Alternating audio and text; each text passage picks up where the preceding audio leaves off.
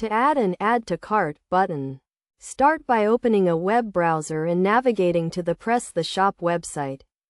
Click on the first option presented.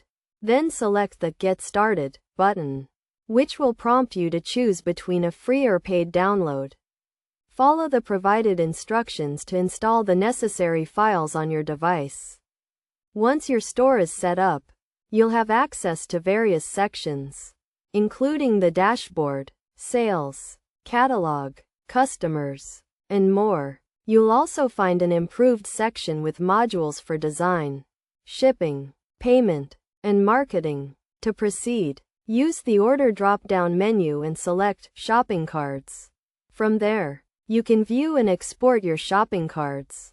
To add a full Add to Cart button, utilize a module by searching for Add to Cart in the search bar. With this feature, you can enhance your shopping experience.